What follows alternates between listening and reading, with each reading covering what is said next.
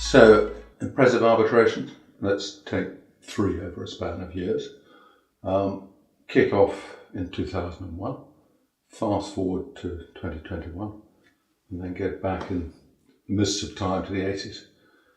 We all remember where we were on the morning of 9/11, and I was in the middle of doing the quantum phase of an arbitration, trying to get everyone to concentrate on the Swiss hotel above the Bosphorus with BBC at one end and CNN at the other.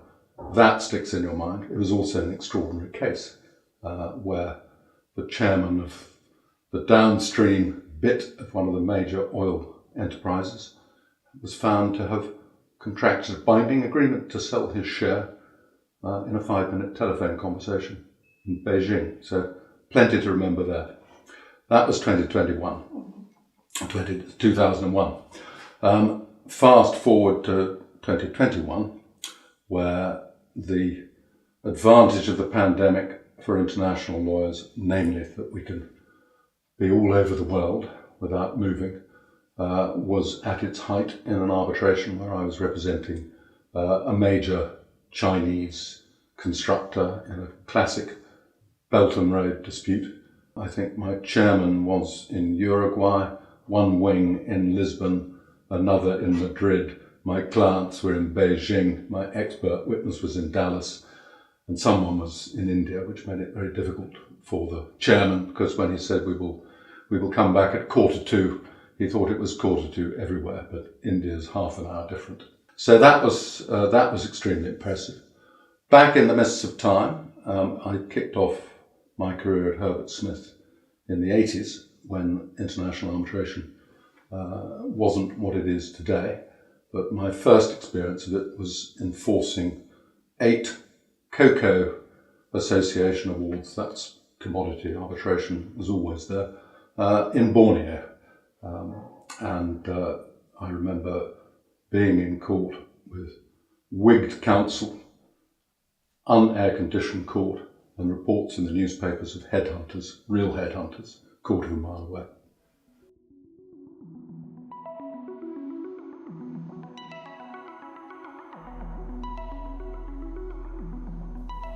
The great export of English lawyers is the software. English law has become the software for global business, and international arbitrations have tended to become the hardware. And of course, what you've also got in the Middle East, in Qatar, in Abu Dhabi, and in Dubai and the DIFC, is the return of English courts, which were all kicked out in 1972. People have forgotten that. And lawyers have to learn to travel culturally. And what is special about the Middle East, amongst many other things, is the fusion cooking between civil law and common law. And it's a great challenge to be in that environment. And I love challenging fixed ideas. So given any excuse to run a Sharia point in front of a common law trained English judge, I will, because I like the look of panic and alarm on their faces when I have to reassure them that actually the principles of Islamic law are based on proportionality, good conscience, equity, etc. And they tend to get distracted by punishments which, thank heavens, no longer really happen.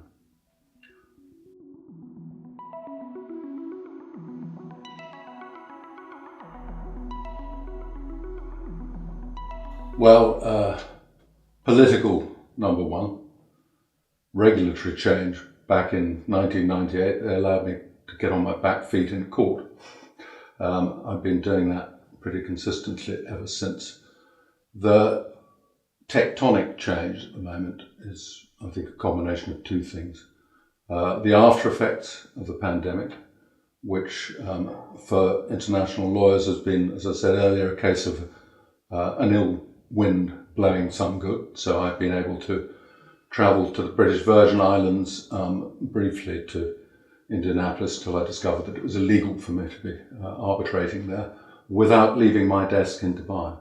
And last but most importantly, the concern that's caused to all of us by a return to 1930s type worries. And I think that actually international dispute resolution has got an essential role to play in resolving conflict by peaceful means. That's the big one for me.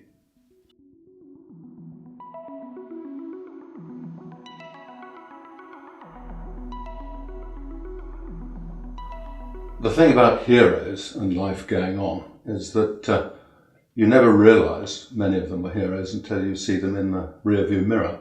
And I've been lucky enough to work with some of the most extraordinary lawyers of the 20th and early 21st century, starting off with Dr. F.A. Mann, who I didn't realise was a demigod of the international law, because to me he was just a rather elderly gentleman in carpet slippers with a thick German accent.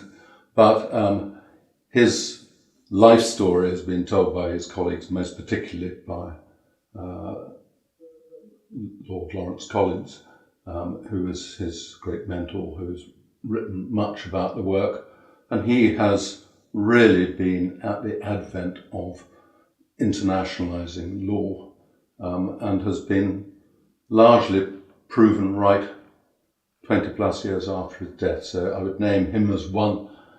Others, the late great Gordon Pollock, I was a great fan of, worked with him in fascinating cases, nearly got a jury in the commercial court for the first time since the Second World War. The Court of Appeal gave us leave to appeal against its refusal, and then the spoil sports on the other side settled. So I never had my jury in the commercial court. I could name a dozen, but we haven't the time. All I'd say, the great heroes and are people coming into the law now. I was told, be a lawyer not to make money, be a lawyer to have fun, and because you give a damn, and if you're not making enough money, you're not having enough fun. That's about the right balance.